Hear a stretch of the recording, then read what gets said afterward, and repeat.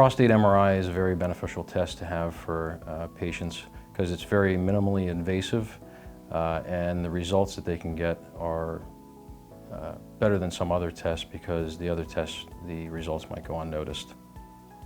Some of the other tests that are used for prostate screening are surgical biopsy, and you can also do CAT scan.